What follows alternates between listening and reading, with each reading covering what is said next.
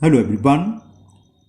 Today we will solve exercise 12.1 class 7 NCERT math and the topic is algebraic expression. इससे पहले मैंने एक introduction video बनाया हुआ है algebraic expression का, जिसका लिंक मैं आपको नीचे डिस्क्रिप्शन बॉक्स में दे दूंगा। अगर आपने वो वीडियो नहीं देखा है तो पहले आप वो वीडियो देखें, उसके बाद इस एक्सरसाइज को सॉल्व करें। Okay, first question, and the first question is get the algebraic expression in the following case using variables, constant and arithmetic operations. Arithmetic operation कौन से होते हैं? प्लस, माइनस, मल्टीपल और डिवीजन, चार होते हैं, पता है। वेरिएबल्स क्या होते हैं? वो सिंबल जिसके वेरियस वैल्यू होती हैं, जैसे X Y Z A B C D, ये सब वेरिएबल्स। ओके, तो हमें केवल इसको एल्जेब्रिक एक्सप्रेशन में लिखना है। जैसे subtraction of Z from Y, यानी कि जेड को हमें वाई से सब्ट्रैक्ट करना, तो क्या लिखेंगे? Y minus Z. बस ये इसका आंसर हो जाएगा, वाई माइनस जेड। ठीक है ना, चलिए देखते हैं। तो subtraction of Z from Y, तो क्या है? जेड को वाई में से हमें सब्ट्रैक्ट करना है, यानी कि वाई माइनस जेड। ये इसका आंसर हुआ, और कुछ नहीं करना, बस इसको ऐसे लिखना। सेकंड पार्ट, वन हाफ का मतलब 1/2, 1/2 of the sum of the number X and Y. ये कह रहा है एक नंबर एक्स वाई है, इनके सम का हाफ करना है, इनकी 1/2 करना है।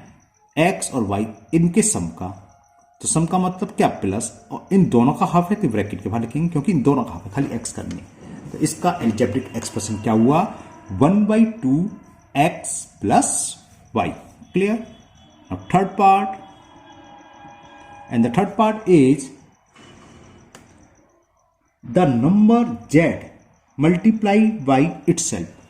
एक नंबर z है, इस नंबर का इसी के साथ मल्टीप्लाई करना है, z का z के साथ ही मल्टीप्लाई करना है। तो z into Z power add हो जाती है, तो z raise to the power 2 या z स्क्वायर इसको बोलते हैं। ये इसका आंसर हुआ। It is the algebraic expression of given statement. Now fourth part, and the fourth part is 1/4 of the product of number p and q। दो number दे रखे हैं p एंड q, इनका प्रोडक्ट का मतलब इनका आपस में मल्टीप्लाई, इसका 1/4 करना, यानी कि 1/4 इन दोनों का, है ना। ये तो मतलब है, आप ऐसे भी छोड़ सकते हो या इसको ऐसे ले सकते हो, p इंटू क्यू के लिए PQ 1/4 PQ या PQ अपॉन 4, ये आपकी चॉइस है, आप कैसे लिखें। It is the algebraic expression of given statement. Now fifth statement दे रखा है, number x and y both square and added. ये कह रहा है नंबर x और y हैं, ठीक है, बोथ स्क्वायर, यानी कि दोनों को स्क्वायर करो और इनको एडेड यानी कि प्लस करो, तो कर दो प्लस, बस ये इसका आंसर हो गया। तो इसका एल्जेब्रिक एक्सप्रेशन क्या हुआ? X square plus Y square. Okay, now six part is number 5 added to. एक नंबर 5 है, इसको एडिट कर रहे हैं यानी कि प्लस कर रहे हैं, किसमें? पढ़ते हैं आगे। एडेड टू 3 टाइम्स, 3 टाइम्स का मतलब 3 से मल्टीप्लाई कर रहे हैं, 3 times the product of number m and n। m और n दो नंबर हैं, उनके मल्टीपल में इसे 3 से टाइम्स से मल्टीपल कर दें, और इसको हम और लिख सकते हैं 5 प्लस m इंटू n का मतलब mn, तो ये हो गया 3mn। तो it is the algebraic expression of given statement. Okay, simple से हैं, ये ज्यादा नहीं आएंगे आपके क्वेश्चन में। एक स्टेटमेंट पूछ ले 1 मार्क्स में, ज्यादा से ज्यादा टू भी बहुत मुश्किल से एक ही पूछता है ना।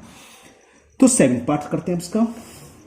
Product of number y and z subtracted from 10। From 10, तो फ्रॉम वाले को 10 में से सब्ट्रैक्ट करना है, तो पहले तो आप 10 लिखोगे, 10 में से सब्ट्रैक्ट करना, माइनस करना है। क्या करना है? Product of y and z, यानी कि y और z को आपस में मल्टीप्लाई करके 10 में से सब्ट्रैक्ट करना है, तो ये आंसर हो गया। हाँ, इसको हम ये ले सकते हैं, 10 माइनस y इंटू जेड का मतलब yz। तो ये एल्जेब्रिक एक्सप्रेशन हुआ 7 पार्ट का। Now last part, 8 part, and the 8th part is, ध्यान से सुनना, sum of the number A and B subtracted from their product. Okay, समझ में आया? नंबर ए बी दे रखा है, ठीक है ना, सम ऑफ नंबर ए बी का सम क्या होगा, ए प्लस बी, है ना, इसको सब्ट्रैक्ट करना फ्रॉम किसमें से, प्रोडक्ट ऑफ देयर, यानी कि उनके प्रोडक्ट में ए बी से, तो ये हम लिखेंगे यहां, इनका प्रोडक्ट हुआ ए इंटू बी, सब्ट्रैक्ट करना है इसके सम को ए प्लस बी को, यानी कि क्या हो गया, ए बी माइनस, ऐसे ले सकते हैं, माइनस ए माइनस बी, ये आपकी चॉइस है, मैं आपको सलाह दूंगा इसे आप ऐसे लिख दीजिए। तो शो हो रहा है सम ए बी का सब्ट्रैक्ट किससे होता है, उनके प्रोडक्ट से। ओके, तो ये क्वेश्चन नंबर 1 के सभी पार्ट कंप्लीट हुए। Now question number 2, and the question 2 is, तो क्वेश्चन नंबर 2 है, identify the terms and their factor in the following expression, show the term and factor by tree diagram. अच्छा, हमें से tree diagram से show करना है। देखो इसमें 2 टर्म्स हैं, टर्म्स कैसे लिखते हैं, टर्म्स सेपरेट होते हैं केवल 2 साइन से, माइनस और प्लस, या तो प्लस का साइन हो या माइनस का, जैसे माइनस का साइन है तो माइनस से पहले जो है एक अलग टर्म होगा, माइनस के बाद एक अलग टर्म होगा, तो कितने टर्म हो गए, 2। यहाँ प्लस प्लस के साइन आ गए, इसमें कितने हो गए, 1 2 3, इसमें कितने हुए, 2, है ना। इस तरीके से हमें शो करना है, लेकिन ऐसे नहीं, हमें ट्री डायग्राम से, यानी कि हम पहले टर्म लिखेंगे, इसके कौन कौन से टर्म है वो, और फिर उस टर्म के क्या क्या फैक्टर है वो सब हमें शो करना है। कैसे होते हैं, चलिए करते हैं। अब जैसे हमें ये देखा है, पहला x माइनस 3, तो क्या करेंगे, x माइनस 3 लिख लिया, ठीक है। अब इसके हमें टर्म अलग करने हैं, तो फर्स्ट टर्म क्या है, x, और सेकंड टर्म क्या है, -3, ये सिंगल ही सिंगल है, तो ये इसके फैक्टर हो गए, ठीक है ना। अगर यहाँ 2x होता तो हम 2x को फिर हम फैक्टर करके दिखाते, 2 अलग और x अलग, तो ये इसके टर्म हो गए, ये इसके फैक्टर हो गए। अभी हम सेकंड जब पार्ट करेंगे, जब आपको समझ में आएगा मैं कहना क्या चाह रहा हूं। देखो सेकंड पार्ट में दे रखा हमें एल्जेब्रिक एक्सप्रेशन दे रखा है 1 plus x plus x square. अब इसको हमें ट्री डायग्राम से शो करना है, तो क्या करेंगे, पहले तो हम इसकी टर्म लिखें। फर्स्ट टर्म क्या है, 1, सेकंड टर्म क्या है, मिडिल वाला x, और थर्ड टर्म क्या है, एक्स स्क्वायर। तो ये तो सिंगल सिंगल है, इसके साथ किसी का मल्टीपल हो रहा है कुछ नहीं, तो ये इसकी टर्म भी हुए, फैक्टर भी हुए। लेकिन जो एक्स स्क्वायर है, इसके फैक्टर क्या होंगे, एक्स स्क्वायर किस किसके फैक्टर है, x into x, x square होता है, तो ये इसके फैक्टर भी होंगे। हमें इस तरीके से इसको शो करना था। ओके, एक को करते हैं थर्ड पार्ट। अब थर्ड पार्ट में एल्जेब्रिक एक्सप्रेशन दे रखा है y माइनस y की, तो इसको हमें टर्म में अलग करो। पहले तो 2 ही टर्म है इसमें, पहला टर्म क्या है, y, और दूसरा टर्म क्या है, -y³। ओके, इसका फैक्टर यही है। अब इसके साथ हमें क्या करना है, देखो माइनस को हम अलग लिख सकते हैं, या तो -y, तो ऐसे करने की जरूरत नहीं है, आप -1 लिख लो। -y³ का मतलब -1 इंटू y³, तो इसके जो फैक्टर है सारे फैक्टर लिखो। एक तो हो गए -1, और y³ का मतलब y इंटू y, तो एक y, दूसरा भी y, और तीसरा भी y। इस तरीके से हमें शो करना है ना। डी पार्ट ABCD करके दे रखे इसमें, है ना, मैंने थर्ड डाल दिया है, तो इसे C कर लो और वो A भी कर लेना। एक्चुअली मैं 2 बुक कर रहा हूँ आजकल, किसी बुक में ABCD, किसी में NCERT में 1 सेकंड थर्ड करके हैं, तो वो ज़्यादा पड़ी होती है ना। तो ये ABCD। डी पार्ट में एल्जेब्रिक एक्सप्रेशन हमें गिवन है 5xy। इससे इस वाले क्वेश्चन से आपको सब कुछ क्लियर हो जाएगा, क्योंकि इसमें दोनों टर्म में सिंगल नहीं है, इसमें भी बहुत सारे फैक्टर हैं, इसके बहुत सारे फैक्टर हैं। तो मैं जो कहना चाह रहा हूँ समझ लीजिए। अब हम इसको सॉल्व कर रहे हैं, मैंने यहाँ लिख लिया, ये तो मैंने क्वेश्चन उतारा था, 5xy² प्लस 7x²y। तो क्या करें, पहले तो हम दोनों टर्म को अलग अलग लिख लें। फर्स्ट टर्म क्या, प्लस से पहले वाला, फर्स्ट टर्म प्लस से माइनस से पहले जो होता है वो टर्म होता है, क्योंकि टर्म किससे सेपरेट होते हैं, आइदर प्लस साइन और नेगेटिव साइन। तो एक टर्म तो इसमें ये है 5xy², और दूसरा टर्म ये ट्री डायग्राम कहलाता है, 7x²y दे रखा है। Okay, clear. अब 5xy² किसका प्रोडक्ट है, 5 का है, x का है, और y इंटू वाई का, तो इन सबको अलग कर दो। यानी कि ये एक 5 का जिसका ये प्रोडक्ट हुई, समझ लो आप फैक्टर का, तो ये एक y² है, तो y इंटू वाई स्क्वायर होगा, तो इसी हो गया इसका। इसको क्या करेंगे, कितना है, 7x इंटू वाई, बस। तो ये हो गया एक 7 एक x, फिर x, फिर 5, इन सब का मल्टीपल करके ये आ जाना चाहिए 7x² भाई, आगे नहीं आ गया? तो ये आपका रिप्रेजेंट हो गया ट्री से। ओके, नाउ लास्ट पार्ट, ई पार्ट। ई पार्ट भी अच्छा है, 3 टर्म है इसमें और तीनों में एक से अधिक फैक्टर हैं, एक से अधिक टर्म हैं, वेरिएबल हैं। जैसे -ab प्लस 2b² -3a², ये तो मेरा क्वेश्चन था रहा। अब मैं इसको ट्री डायग्राम से रिप्रेजेंट करूंगा। तो -ab, एल्जेब्रिक एक्सप्रेशन को मैंने अगेन ब्रिंग डाउन कर लिया। अब इसको 3 टर्म में, तो 3 जगह डिवाइड कर दो। फर्स्ट टर्म क्या है? -ab, सेकेंड टर्म क्या है? +k 2v², और थर्ड टर्म क्या है? -3a²।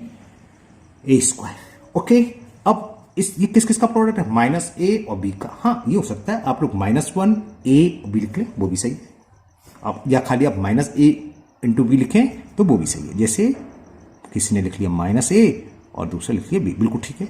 हो सकता है कोई लिख ले -1a b, वो भी सही है ना? डरने की जरूरत नहीं है, कंफ्यूजन की जरूरत नहीं है। चाहे आप -a वाले लिखो, हो सकता है आप माइनस यहाँ लगा के b के साथ लगा सकते हैं भाई, वो भी सही है, a × -b। ठीक है, बात समझ में आ गई? तो हम इसके कई आंसर हो सकते हैं, -a b, या a इसके साथ माइनस ले लिया, या -1 अलग से ले लिया, -1a b। कुल मिलाकर इन दोनों का प्रोडक्ट ये आना चाहिए। इस केस में ये आ रहा है, तो ये सही है। और आपने a और -b लिया होता तो a × -b वो भी आता।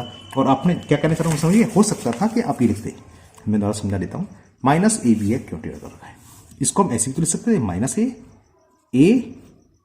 b, सही है। इसको हम ऐसे भी लिख सकते थे, a -b, ये भी सही है। इसको मल्टीप्लाई करो, यह है, और एक मैंने लिखा ही है क्या? -ab को कैसे? -a और b। ये तीनों के तीनों सेम है, कोई अंतर नहीं है। कहने का मतलब इनका प्रोडक्ट इसके इक्वल आना चाहिए। क्लियर? हो सकता है बुक में ये आंसर दे रखा हो, आपके फ्रेंड ने ऐसे कर रखा हो, आपकी टीचर नहीं कर दिया हो, तो आप कंफ्यूज होने की कोई जरूरत नहीं है। चाहे वो ऐसे लिखा हो, चाहे ऐसे या ऐसे, ऑल आर करेक्ट। ओके, बस हमें क्या चेक करना है? जो भी इसके फैक्टर करे हमने, उन सबका प्रोडक्ट इसके इक्वल आना चाहिए। वो तीनों केस में आ रहा है। क्लियर? अब 2b² को क्या लिखेंगे, समझ में आ गए?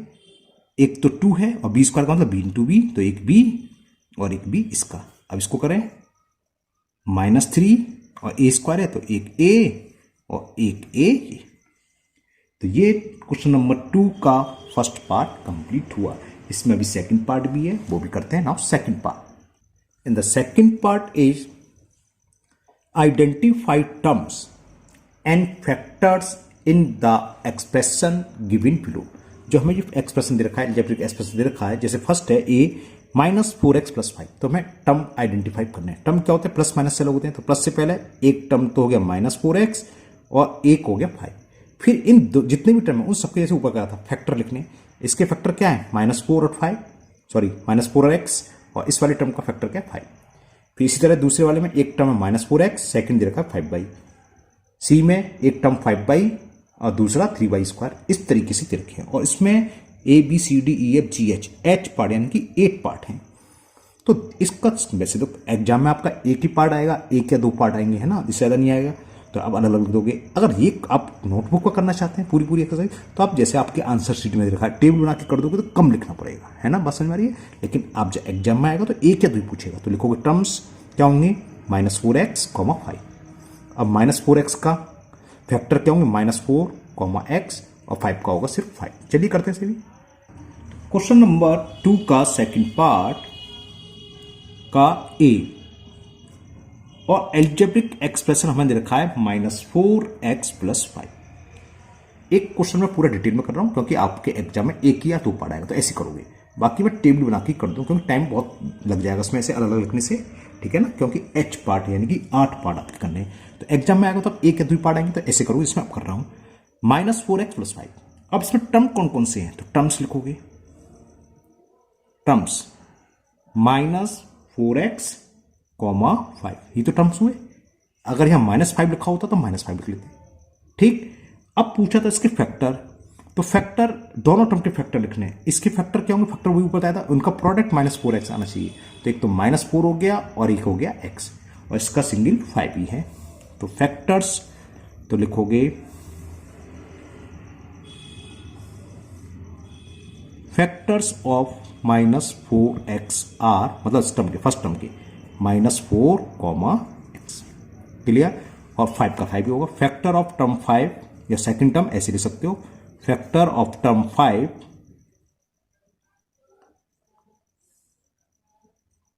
इज 5। बस ये आंसर हो गया, क्लियर। एक कॉल मैं कर देता हूं बी पार्ट इस तरीके से, फिर मैं टेबल से कर दूंगा, वरना आपको सबको ऐसे ही लिखना है। सेकंड यानी कि बी पार्ट जो है एल्जेब्रिक एक्सप्रेशन दे रखा है हमें -4x प्लस 5y। तो टू टर्म कौन कौन से हुए, -4x और 5y, ठीक है। तो पहले हम टर्म्स लिखें। Terms are -4x and 5y, ये टर्म्स हो गए। अब फर्स्ट टर्म के फैक्टर क्या है, -4 एंड x, तो लिखेंगे फैक्टर ऑफ फर्स्ट टर्म, ऐसे लिख दो, फैक्टर ऑफ फर्स्ट का, तो पहले जो लिखा है ना, फर्स्ट टर्म आर, दो इसलिए आर लिख दिया मैंने, -4 यानी कि एंड x, ये इसके फैक्टर हुए, क्लियर। इसके क्या होंगे, 5 and y, factor of second term 5, y, यानी 5 एंड y। चलिए लिख देते हैं, फैक्टर्स दो हैं तो x लगा दो, ऑफ सेकंड को शॉर्ट में लिख दे रहा हूं, second term are 5 and y। समझ में आ गया आपको एग्जाम में, क्योंकि एक पार्ट आएगा, ये दो पार्ट आएगा। अब यहां पर क्योंकि आपको h यानी कि 8 पार्ट हैं, तो ऐसे लिखोगे तो टाइम वेस्ट होगा। इसके लिए क्या है, मैं टेबल बना देता हूं। अब बाकी के सारे पार्ट्स में टेबल बना के कर देता हूं, क्लियर। देखो इस तरीके से सी पार्ट मैंने लिख लिया, इसका एल्जेब्रिक एक्सप्रेशन रेखा में 5y प्लस 3y²। अब टर्म्स कौन कौन से हैं, फर्स्ट टर्म 5y, तो ऐसे लिखना 5y, और इसके नीचे दूसरा टर्म लिखना, अगर 3 है तो तीसरा नीचे दूसरा टर्म दे रखा है 3y²। इससे फायदा क्या है, जो फैक्टर लिखोगे इसके सामने के फैक्टर्स में आएंगे, एक तो 5 है, y, तो लैंग्वेज से हमारा काम बच गया। 3y² के फैक्टर क्या होंगे, 3 होंगे, और y² के लिखेंगे y इंटू वाई, यानी कि y और y इसके फैक्टर होंगे।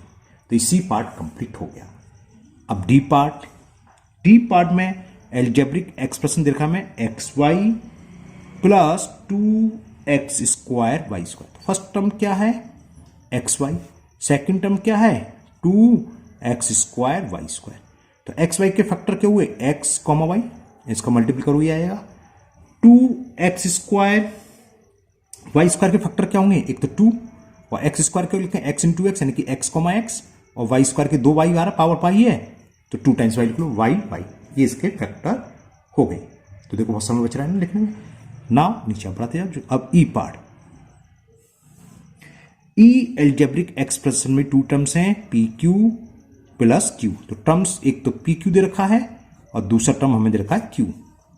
तो PQ के फैक्टर क्या हुए, P अलग अलग कर दो सबको, P, Q, इन दोनों का मल्टीपल करोगे PQ आ जाएगा, और Q का फैक्टर क्या होगा, ओनली Q। ऊपर लिखा हुआ है फैक्टर से नीचे फैक्टर, टर्म्स के नीचे टर्म्स, और एक्सप्रेशन के नीचे एक्सप्रेशन हम लिख रहे हैं।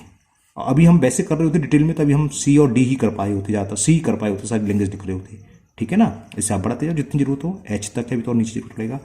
अब मैंने लिख दिया F पार्ट।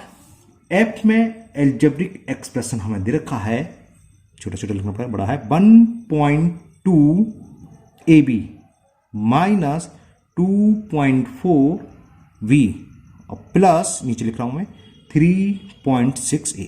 उसमें 3 टर्म्स हैं, तो पहला टर्म्स लिखो क्या है, 1.2 AB, दूसरा टर्म क्या है, माइनस, ध्यान रखना विथ साइन लिखेंगे, माइनस 2.4 V, और थर्ड टर्म क्या है, 3.6 A। ओके, अब इसके फैक्टर कांस्टेंट वैल्यू वाला लिख लो, एक तो 1.2 हो गया, एक A हो गया वेरिएबल, और एक B है, ये इसके फैक्टर हो गए फर्स्ट टर्म के, 1.2, A, B। इसमें क्या हो गया, कांस्टेंट टर्म क्या, -2.4, तो कांस्टेंट टर्म अलग लिखो, -2.4, वेरिएबल क्या है B, तो B, ये इसके फैक्टर हो गए। तो समझ में आ गया इस वाले टर्म के क्या फैक्टर होंगे, कांस्टेंट है 3.6, A।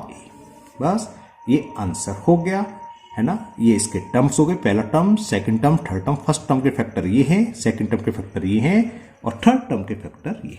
Now second last part, ji part.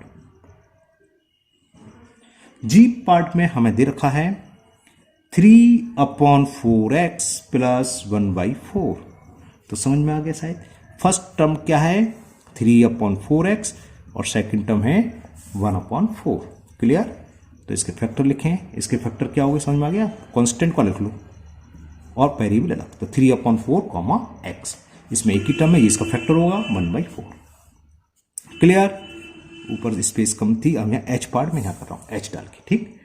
और ये देखा है 0.1 p square plus 0.2 q square. First term ये है तो लिख लो first term 0.1 p square, second term क्या है 0.2 q स्क्वायर,